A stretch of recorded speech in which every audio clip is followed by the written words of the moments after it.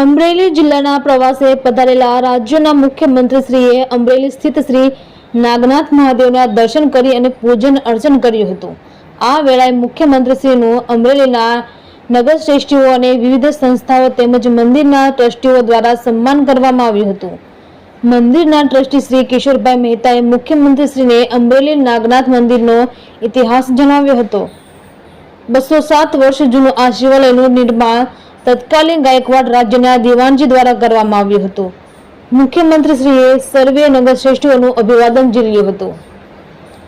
આ પ્રસંગે શાસન અને જિલ્લા પંચાયત પ્રમુખ શ્રી ભરતભાઈ સુતરિયા, વિધાનસભા નાયબ મુખ્ય દંડક શ્રી કૌશિકભાઈ વેકરિયા, રાજુલા જાફરાબાદ વિસ્તારના ધારાસભ્ય શ્રી હીરાભાઈ સોલંકી, લીલિયા સાવરકુંડલા વિસ્તારના ધારાસભ્ય શ્રી મહેશભાઈ કસવાલા, ધારી બગસરા ખાંભા વિસ્તારના ધારાસભ્ય જેવી કાકડિયા, લાઠી બાબરા વિસ્તારના ધારાસભ્ય શ્રી જનકભાઈ તળાવિયા, અમરેલી જિલ્લા કલેક્ટર શ્રી અજય દહિયા, જિલ્લા વિકાસ અધિકારી શ્રી પરિમલ પંડ્યા, જિલ્લા પોલીસ અધિક્ષક શ્રી હિમકરસિંહ, નિવાસી અધિક કલેક્ટર શ્રી દિલીપસિંહ ગોહિલ, અમરેલીની વિવિધ સંસ્થાઓના અગ્રણીઓ સહિત ઉપસ્થિત રહ્યા હતા।